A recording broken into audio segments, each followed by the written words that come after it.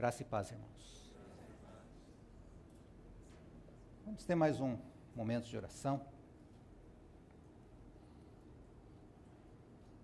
Pai, como já foi dito e pedido a Ti, Senhor, nessa noite, que Tu abras os olhos do nosso coração, Senhor. Que a Tua luz possa brilhar sobre cada um de nós, nos trazendo entendimento, nos trazendo revelação do alto, Senhor. Para que a Tua palavra, Senhor, brilhe em cada um de nós e ela faça a obra que ela tem que fazer nos nossos corações, Senhor. Pedimos a Ti que através do Teu Santo Espírito o Senhor mesmo se revele, Senhor, e que sejamos salvos de nós mesmos, sejamos empoderizados por Ti, Senhor, e que a nossa vida possa ser transformada para a Tua honra e para a Tua glória, Senhor. Amém.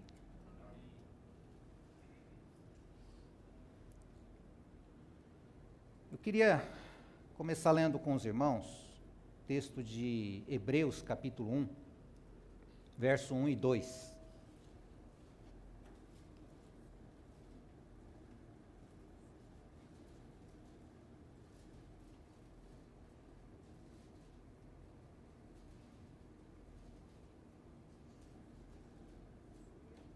Hebreus 1, 1 e 2. Havendo Deus outrora falado, muitas vezes e de muitas maneiras aos pais pelos profetas, nestes últimos dias nos falou pelo Filho, a quem constituiu herdeiro de todas as coisas, pelo qual também fez o universo. Graças a Deus que o nosso Deus é um Deus vivo, é um Deus que fala. Ele falou no Velho Testamento, muitas vezes, de muitas maneiras, aos nossos pais, ao povo de Deus no Velho Testamento. Falou também no Novo Testamento, né? E aqui no contexto da Epístola aos Hebreus, falando aqui de últimos dias, né? Ele nos falou pelo Filho. E a gente, de uma certa forma, também pode dizer que nestes últimos dias nossos, Deus tem falado, né? E quando eu comecei a pensar em o que compartilhar nessa noite, né, eu me senti muito desafiado e um pouco frustrado até, porque nós temos que reconhecer que essas últimas semanas foram uma maratona para nós, né? Quem teve a oportunidade, teve o privilégio, até vamos dizer assim, de estar ouvindo aquilo que o Senhor tem ministrado a nós, no mínimo nessas duas últimas semanas, né? Tem coisa aí para nós gastarmos e comermos e ruminarmos durante muito tempo, né? Deus tem falado, né? O Senhor tem falado a nós, individualmente, a cada um de nós, né? Nesses últimos dias e nesses últimos tempos, vamos dizer assim, né? E meu coração, então, irmãos, nessa noite, talvez termos um momento junto com os irmãos para considerar um pouco daquilo que o Senhor tem falado a nós nesses últimos dias, né?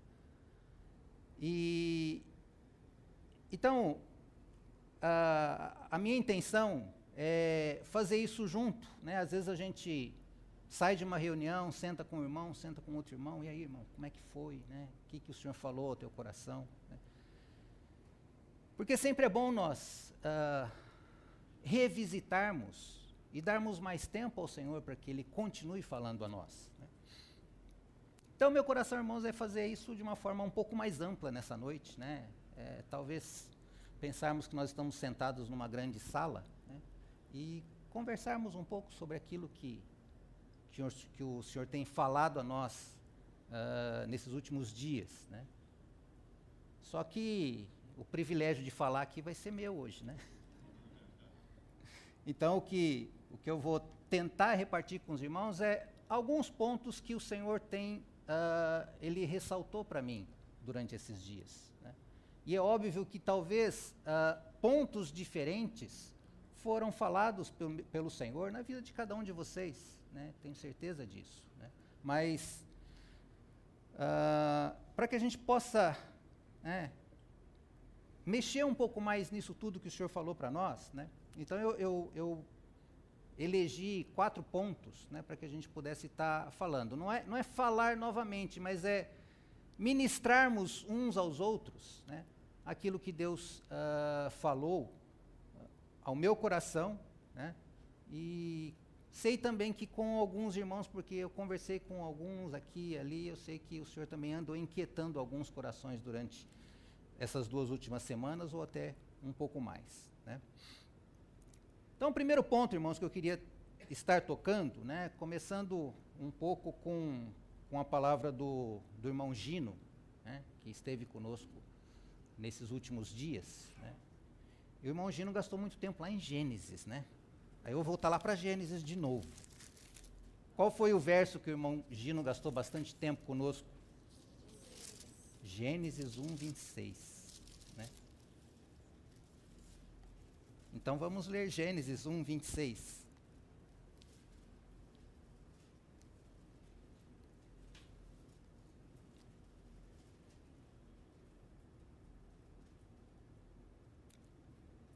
Também disse Deus: façamos o homem à nossa imagem, conforme a nossa semelhança.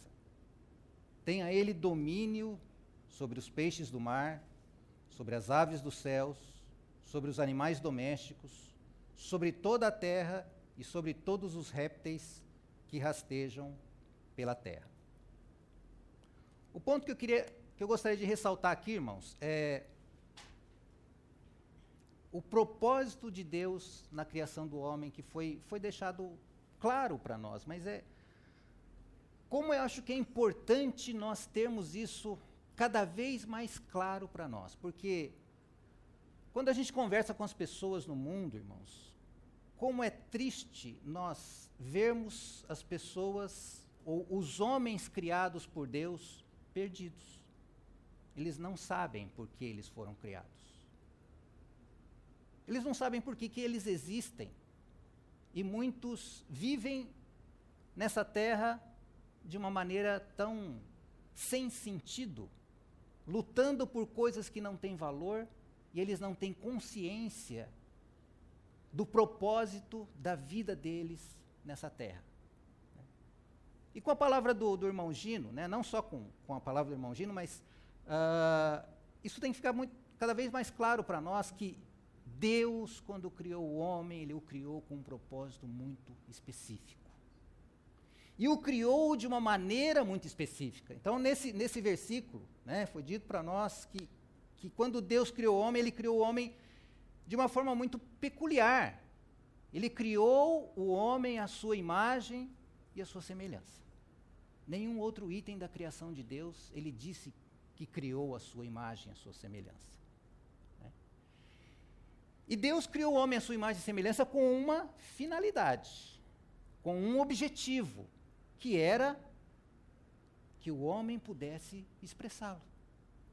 E que o homem pudesse dominar por ele, porque nesse mesmo versículo ele fala, tenha ele domínio. Né? Dentro do contexto que o irmão Gino colocou, ele falou um pouquinho, olha, o homem foi criado no contexto de uma guerra, né? Uma batalha. O homem foi criado depois que um caos se estabeleceu no universo, né? E Deus criou o homem, né? E no relato de Gênesis a gente vê como que uma progressão, né? Deus começou trazendo a luz, né? Separando a porção seca da terra, né? Criando relva verde, depois se a gente for ver, parece que há um gradiente, um crescimento de vida ao longo daqueles itens que Deus criou. Primeiro uma relvazinha, uma graminha, né? Graminha que a gente pisa, né? A gente não dá muito valor para graminha, né? A não ser talvez aqueles que se alimentam dela, mas grama, né? Grama é vida, mas é uma vida rudimentar. Depois Deus criou árvores frutíferas, que já dão alguma coisa, elas dão frutos que servem para ser comido, né? Aí Deus vem e cria uma vida um pouco mais superior, uma vida que se movimenta. Os peixes, as aves, os animais domésticos, os animais selváticos, né? Animais que já têm uma consciência, que têm vida, e uma vida que ela é num nível um pouco maior. E, por fim, irmãos, Deus criou o homem como aquele ser criado, talvez, com uma proximidade de Deus, né? E eu lembro que o irmão Gino falou uma coisa também que me chamou a atenção, né? Dizendo que Deus criou este homem e deu a ele a possibilidade de cooperar com Deus, porque Deus não precisava de nada. Ele não precisava criar nada, ele não tinha falta de, não tinha e não tem, né, falta de nada. Deus é completo em si mesmo, ele não precisa de nada. Mas ele criou o homem e deu ainda a este homem a possibilidade de cooperar com ele e de ser um com ele. Por isso ele fala até que, olha, tenha ele domínio, e depois fala também um pouco para frente, para que Deus colocou o homem no jardim para que ele o cultivasse, né? Cultivasse o jardim, interagisse com Deus, para que Deus pudesse então, né? Deus podia fazer, e ele pode fazer tudo, mas ele dá a nós a chance de cooperarmos com ele. Não porque nós sejamos alguma coisa, é porque agradou ao Senhor fazer isso, né? Então, Gênesis lá 2:15, né, que fala que tomou, pois, o Senhor Deus ao homem e o colocou no jardim do Éden para o cultivar e o guardar, né? Em 2:7, né, lá um pouquinho antes, mostra com um pouco mais de detalhe como que foi esse processo da criação de Deus, né? Então, versículo 7 do capítulo 2 diz assim: então formou o Senhor Deus ao homem do pó da terra e lhe soprou nas narinas o fôlego de vida, e o homem passou a ser alma vivente. Uma outra peculiaridade, irmãos: Deus soprou no homem o fôlego de vida, como que se algo de Deus fosse colocado no homem. É uma outra coisa também que, pelo menos a palavra não descreve nada disso em relação a qualquer outro item da criação de Deus. Deus comunica algo de si a esse homem, e a palavra diz que o homem se tornou então alma vivente. O corpo formado do pó da terra, Deus soprando nas suas narinas o fôlego de vida, e o homem se tornou alma vivente. E aqui a gente vê então o ser tricotômico do homem, né? Corpo, alma e espírito. Para quê? Para que o homem pudesse se comunicar com Deus, para que o homem tivesse comunhão com Deus, para que o homem interagisse com Deus. Então, irmãos, o homem, ele foi criado por Deus com uma finalidade, que é esse relacionamento com Deus, para ele cooperar com Deus. E uma outra coisa que foi dita também é para que este homem criado por Deus, criatura de Deus, pudesse tratar com o inimigo de Deus. Porque Deus não iria tratar com o seu inimigo, ele, diretamente. Embora Deus possa fazer, né? Deus pode fazer assim e acabar com o seu inimigo. Mas Deus cria o homem para que o homem faça isso. Para que o homem, como criatura de Deus, ele trate com o seu inimigo. Então, irmãos, esse é o primeiro ponto, então, que eu gostaria de estar ressaltando, né? Nós temos consciência daquilo pelo qual Deus nos criou. A humanidade foi criada com esse propósito, de não ser independente de Deus, de não ser contra Deus, de não ser inimiga de Deus.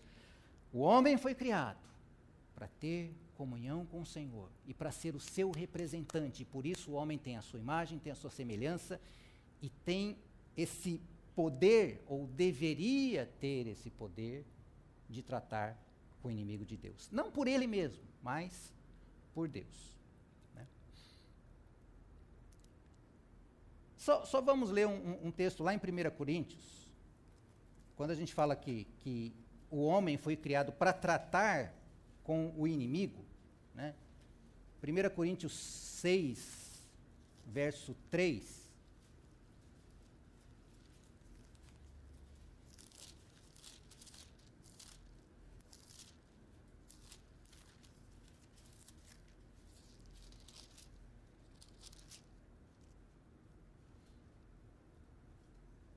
Eu vou ler só o verso 3, mas depois os irmãos podem ler o contexto em casa. Né?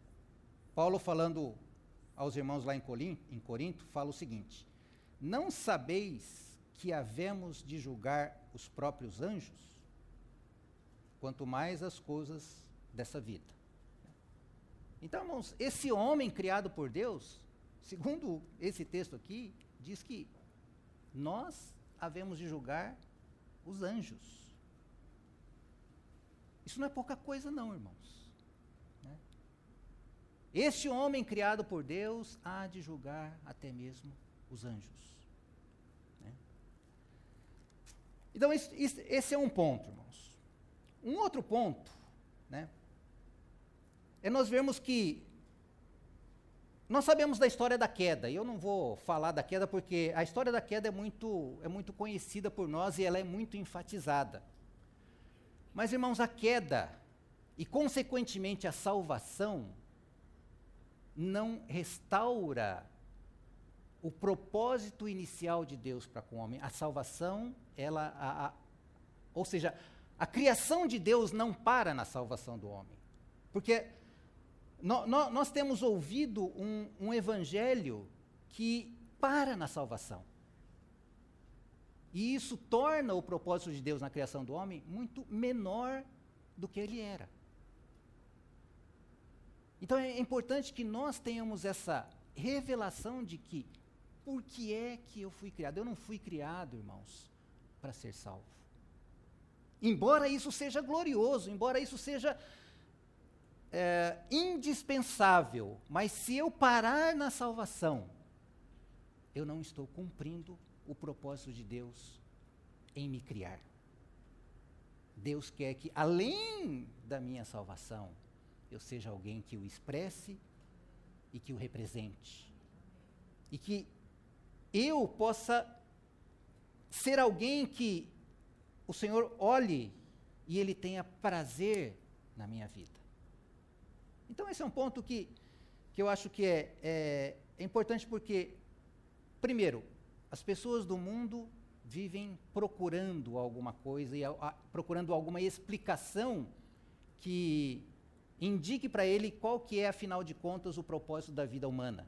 Para que o homem existe. E os cristãos, às vezes, eles creem que o suprassumo da vida com Deus é sermos salvos. E a gente sabe, então, que não é isso. A salvação não é o último passo do trabalho de Deus na nossa vida. Né? Aí eu vou para o segundo ponto. O segundo ponto está lá em Gênesis 2 também, a partir do verso 18. Eu queria ler do 18 ao 24.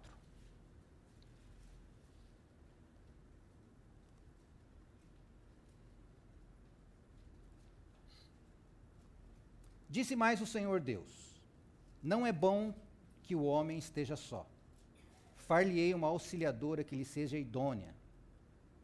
Havendo, pois, o Senhor Deus formado da terra todos os animais do campo e todas as aves dos céus, trouxe-os ao homem para ver como este lhes chamaria. E o nome que o homem desse a todos os seres viventes, esse seria o nome deles. Deu nome o homem a todos os animais domésticos, às aves dos céus e a todos os animais selváticos. Para o homem, todavia, não se achava uma auxiliadora que lhe fosse idônea. Então o Senhor Deus fez cair pesado sono sobre o homem, e este adormeceu. tomou uma de suas costelas e fechou o lugar com carne. E a costela que o Senhor Deus tomara ao homem, transformou-a numa mulher e lhe a trouxe. E disse o homem: esta afinal é osso dos meus ossos e carne da minha carne. Chamar-se-á varoa, porquanto do varão foi tomada. Por isso deixa o homem pai e mãe e se une à sua mulher, tornando-se os dois uma só carne. Não está aqui nem o irmão Ernie, nem a Flávia para dançarem aqui na frente, né? Mas, irmãos, esse é outro ponto. E aí eu me lembro de uma palavra que o irmão César falou, acho que da última vez que ele esteve aqui, né? E aquilo me tocou, né? Ele falou, eu acho que imaginando, né, talvez Adão dando nomes a todos os animais, e o César citou uma figura que eu falei, puxa vida, nunca tinha pensado assim, né? Ele falou, quantas patinhas talvez Adão deve ter colocado, pegou a mão dele e colocou na mão do urso e falou, puxa, mas não casa, né? Não é igual a minha, né? Tem unha, tem pelo, né? Pegou a patinha do leão, né? E tantos outros animais que foram. E Adão, naquela busca de, cadê a minha metade? Não cola, né? Não achei, não encontrei. Até que o Senhor então fez isso que a gente leu, né? Fez cair pesado o sono e tal. E a gente vê uma outra coisa, irmãos. E aí o César falou de que na palavra ele falou, nós vemos 3 casamentos pelo menos, né? É lógico, tem mais, mas significativamente, um casamento em Gênesis, outro casamento lá em Cantares e um outro casamento lá em Apocalipse. Indicando claramente o quê? Irmãos, que Deus, além de criar o homem, para que esse homem pudesse ser parecido com ele, e para que esse homem pudesse ainda cooperar com ele, ser santo, irmãos, Deus, ele dá mais um passo que aí é difícil de nós entendermos. Deus, ele escolhe esse homem para ser companheiro ou companheira dele, para que ele possa se unir de uma maneira que se a gente for lá para Efésios, vamos lá para Efésios, sim. Nós conhecemos esses textos, né? Efésios 5, 25.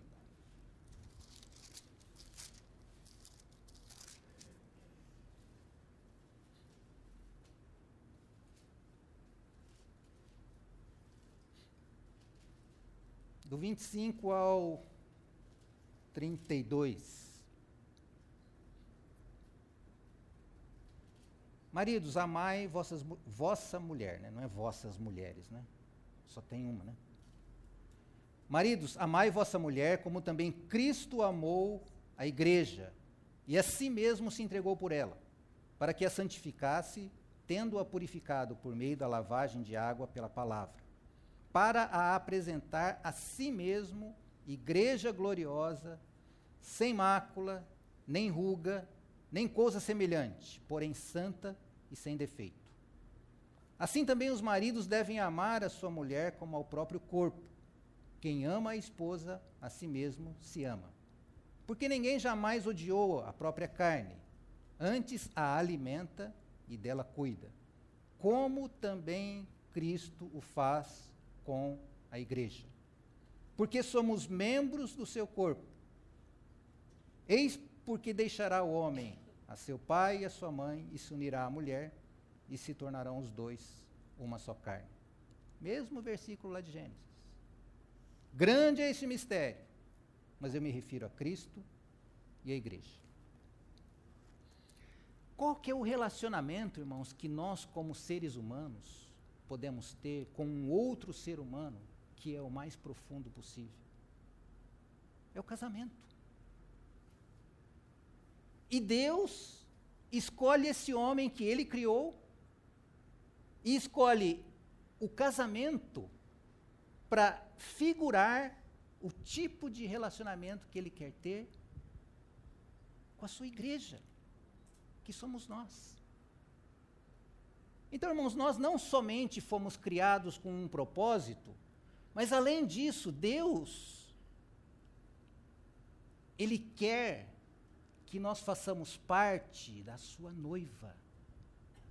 Não eu individualmente, aqui já aponta para algo lá na frente, que é o quê? O homem coletivo, a igreja, que é o seu corpo. Ele fala aqui no texto de Efésios, fala que ele deu a sua vida por ela, que ele cuida, que ele a edifica, que ele a prepara para entregá-la a si mesmo. E tem uma palavrinha que eu ouvi lá nas pregações do Romeu, né, que ele fala de uma tal de pericorese, né? Não sei se os irmãos lembram um pouco dessa palavrinha, né? Mas se é que eu entendi direito, né?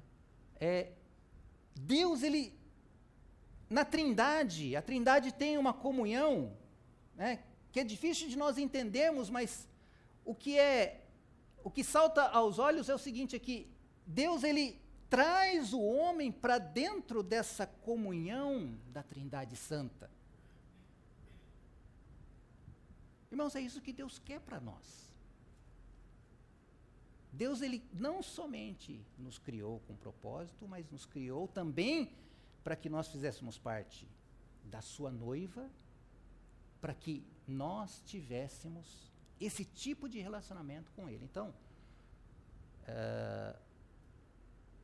quando nós enxergamos isso, muitas coisas mudam na nossa cabeça e principalmente nas nossas atitudes, né? Porque tudo fica pequeno, irmãos, quando a gente compara com isso. O que nós podemos comparar com isso? Qual objetivo de vida pode ser maior do que sermos noiva do Senhor e fazermos parte daquelas bodas que vai acontecer lá no final de Apocalipse? Tudo some, irmãos. Nada é comparável a isso. Não existe nenhum prato de lentilha que possa ser trocado por isso. Falei certo ou não? Falei, né? Ou, às vezes a gente inverte, né? Nada, irmãos, nada pode ser maior do que isso. Então, essas duas coisas, né, a gente vê no propósito de Deus na criação do homem. Isso, irmãos, é o que está correndo desde que Deus criou Adão. Desde quando Adão foi criado até hoje, esse projeto de Deus vem correndo. Ele vem sendo realizado, ele vem sendo cumprido passo após passo, para que aquele dia possa chegar. Para que aquele dia seja uma realidade, não só de uma esperança no nosso coração, mas que ele realmente ocorra. Por quê? Deus vai realizar o desejo do seu coração. Nada vai impedir o Senhor, nem mesmo nós. O Senhor vai realizar cabalmente aquilo que Ele quer. Mas nós temos a possibilidade de fazermos parte disso. Nós podemos responder positivamente ao Senhor e fazermos parte dessa história. Aí, irmãos, aí eu volto para o Gino de novo. Né? Se não me engano, no sábado de manhã, alguns irmãos tiveram uma palavra também que o irmão Gino trouxe, relacionada à segunda vinda do Senhor. Né? E como o irmão Gino deixou claro, eu quero tentar repetir isso também aqui, né? Ele falou, olha, irmãos, eu não quero ser dogmático, né?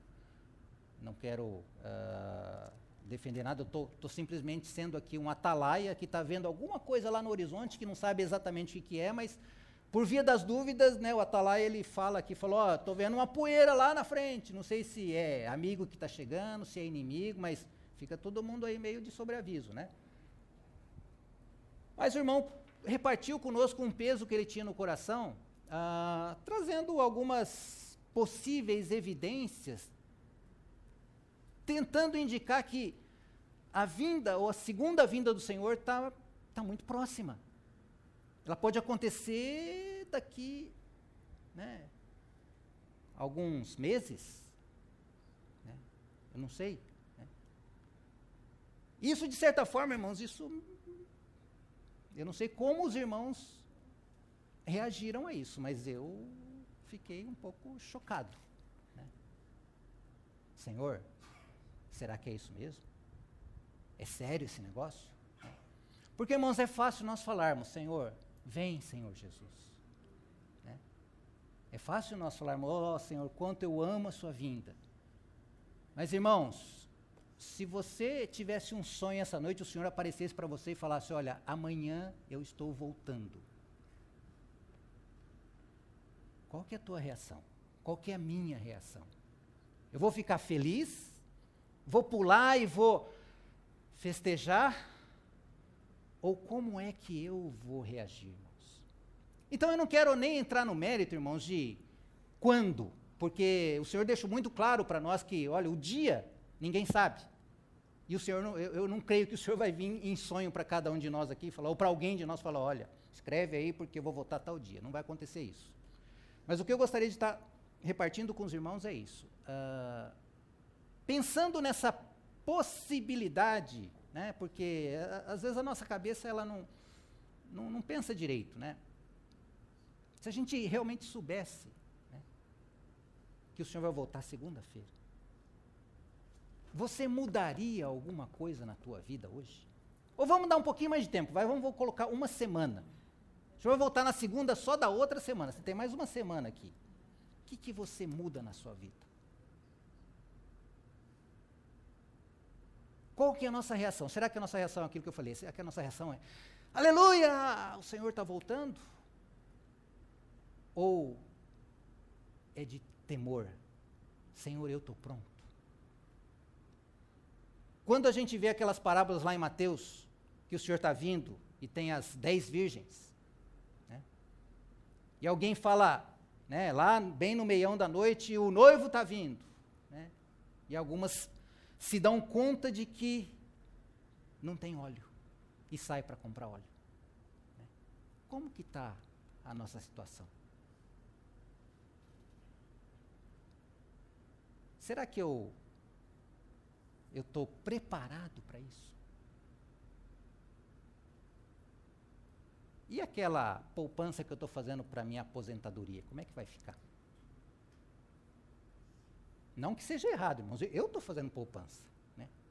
Mas a questão é, onde que está o meu coração? Será que eu vou... Senhor, e agora? Aquele dinheiro que eu guardei lá para a minha aposentadoria, agora vai ficar para o banco?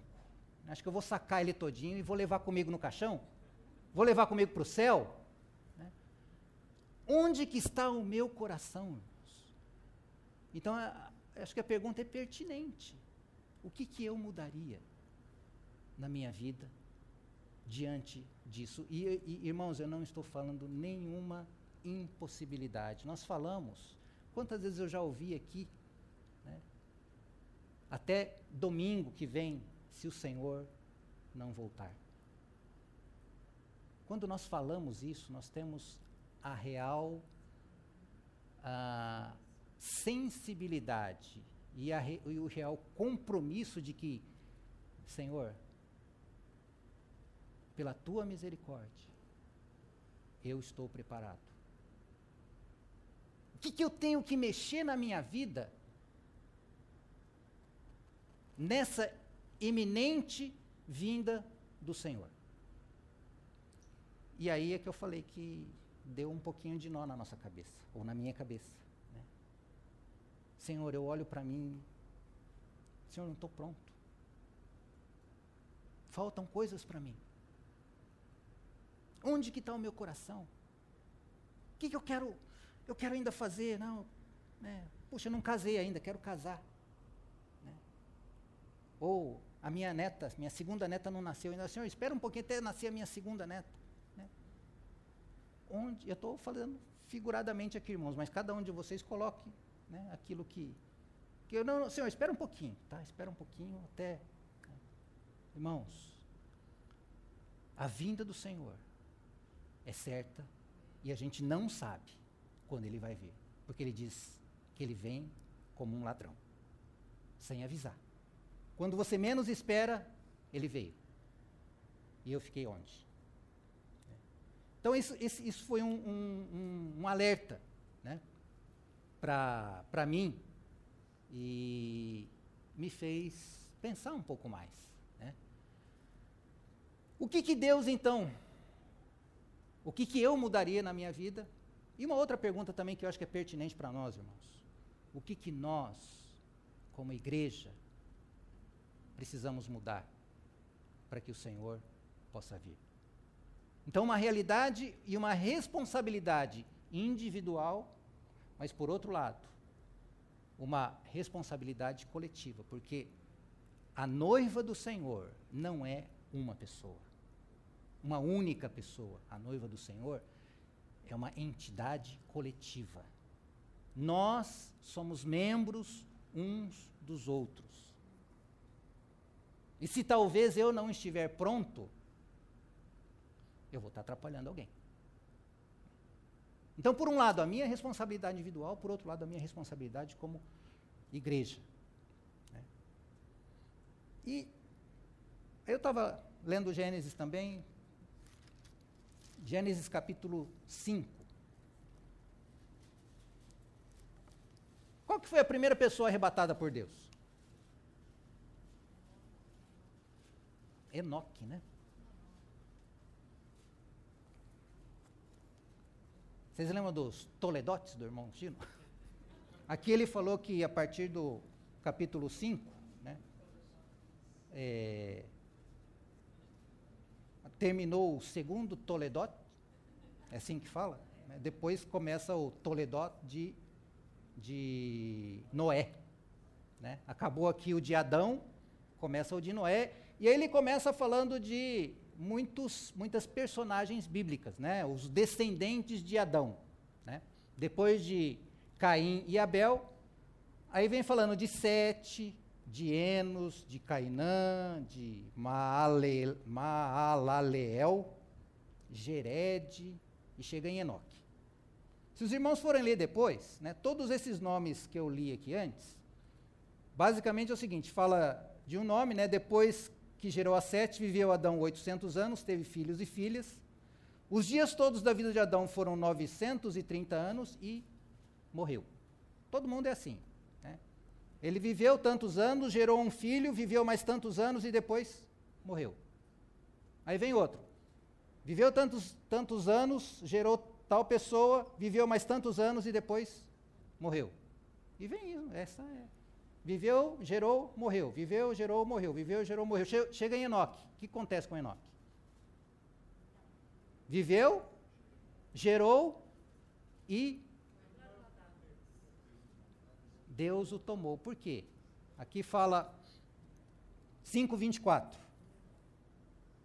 Não, desde o 22, né? Porque fala duas vezes. Então, vamos ler o 22.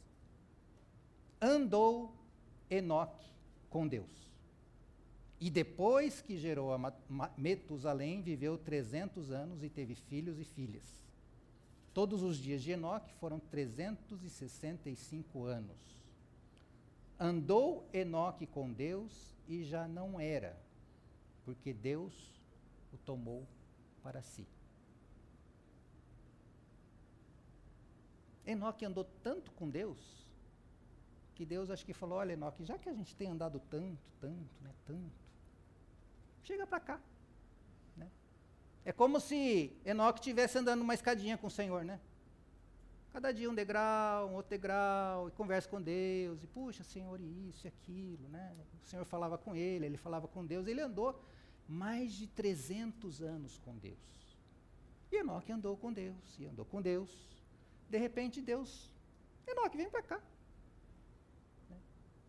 Se por um lado, irmãos, eu fiquei atribulado, apertado, né? Por outro lado, o Senhor falou, Sérgio, é simples, anda comigo. Anda na minha presença e ser perfeito. Então, irmãos, por um lado, nós não temos que temer, nós temos que andar com o Senhor. Nós temos que amar o Senhor. Nós temos que obedecer o Senhor. E ao andarmos com o Senhor vai fazendo uma obra em nós, o Senhor vai nos transformando, e de repente o ladrão chega. E ele vai levar quem? Ele vai levar quem andou com ele. Né? Então isso me deu uma tranquilidade um pouco mais, fiquei um pouco mais feliz. Né? E para completar então essa felicidade, né, aí depois dessa semana, né, veio o irmão Ernie, né? E aí o irmão Ernie veio com toda, né, falar do Espírito Santo. E como foi bom para mim ouvir as palavras do irmão relacionadas ao Espírito Santo, porque, de uma certa forma, né, o irmão nos lembrou da provisão que o Senhor Jesus fez para nós como igreja e para nós individualmente, em como estarmos preparados para essas bodas. Né? Que é a bendita pessoa do Espírito Santo. Como é que é o termo que ele falou? Elon Paracleto. Elon Paracletos. Né? Que ele, de uma certa forma, insistiu em dizer que uma boa tradução seria aquele que nos ajuda, o ajudador, o auxiliador, né? Não somente um consolador, mas aquele que foi dado para nós, para que ele nos ajudasse, nos auxiliasse em tudo que nós necessitamos. Tudo aquilo que eu preciso para que Deus seja formado em mim, para que a igreja seja a cada dia preparada, seja tirada toda ruga, toda mácula, e ela seja vestida adequadamente para as bodas. Deus falou: eu não vos deixarei órfãos, voltarei para vós outros. Então vamos lá para João 14. João 14, 23.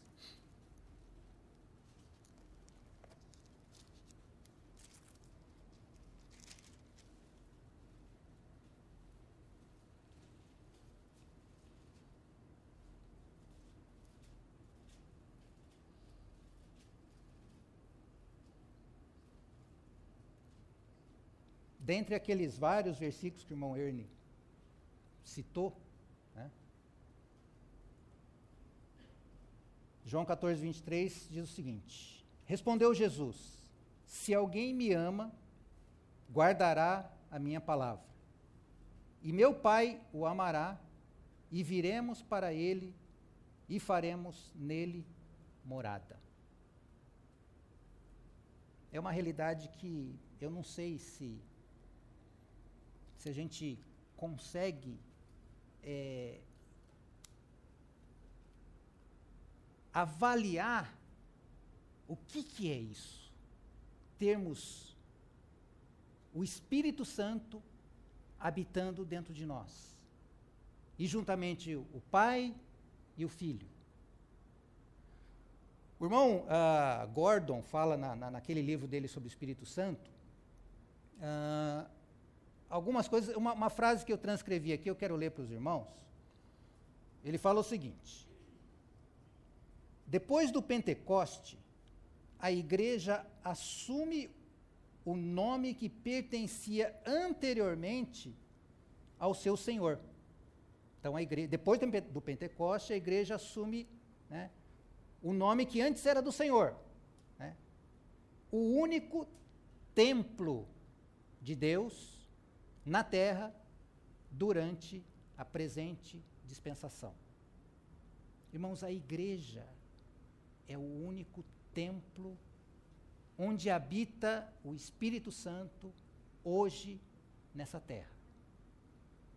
Depois que Jesus foi tomado e ele ascendeu aos céus, aquele que havia tabernaculado entre nós, como fala lá em João 1, né? O verbo se fez carne e habitou, tabernaculou, ele fez habitação entre nós.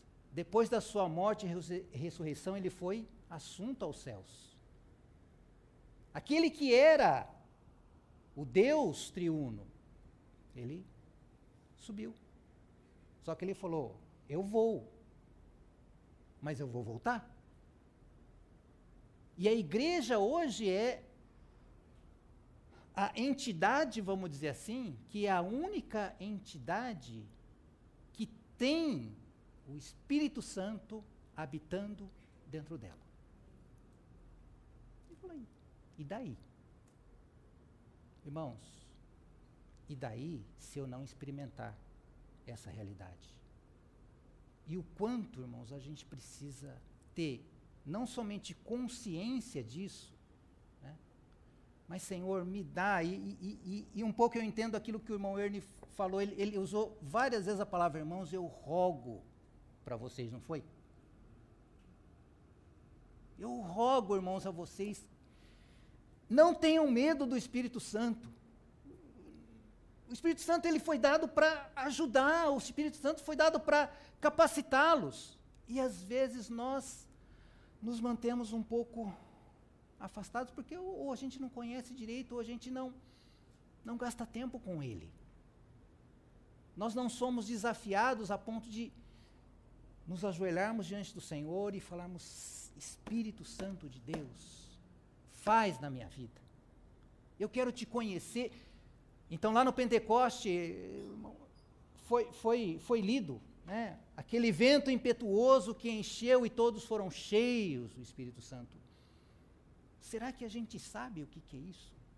Né? Então, esse foi o outro ponto, irmãos, que chamou a minha atenção nesses últimos dias, então, naquilo que Deus tem falado a nós. Né? O quanto eu experimento a realidade do Espírito Santo na minha vida. Eu, individualmente, e eu como igreja. Então, nós como igreja. Porque o Espírito Santo foi dado a nós. De uma certa forma, o irmão Gordon também, ele faz um paralelo, né, que Jesus Cristo, ele encarnou-se, né, num corpo humano, e ele foi Jesus andando aqui na terra. E dentro de uma certa similaridade, irmãos, o Espírito Santo, no dia de Pentecoste, ele também se encarnou na igreja. Nós somos a habitação de Deus, através do Espírito Santo. Então é por isso que aqui, nesse versículo de João 14, 23, né, o Senhor fala, o Pai o amará e viremos para ele e faremos nele morada. O quanto eu careço, e eu creio que nós como igreja carecemos dessa realidade de, não somente na reunião da igreja, nós nos enchermos e sermos cheios do Espírito Santo, mas na segunda-feira, na terça-feira, na quarta e assim por diante. Senhor, fala no meu ouvido, abre os olhos do meu coração, me dá, Senhor, humildade para te obedecer, Senhor. Então, foi isso que, de uma certa forma, me deu mais tranquilidade, então, pensando agora no quadro geral, né? Falando desde então, lembrando da propósito de Deus quando criou o homem. Um pouco mais ainda, o propósito de Deus em pegar esses homens que ele criou, juntá-los num corpo e fazer deste corpo a sua noiva, com a qual ele quer ter comunhão num nível que a gente nem imagina direito. Né? O que é nós termos essa intimidade com o Deus triuno? Né? Estarmos sendo preparados porque esse noivo vem buscar a sua noiva. E o meio que Deus proveu para nós, para que nós pudéssemos ser, em realidade, essa noiva que ele espera. Que ele vai poder pegar a mão,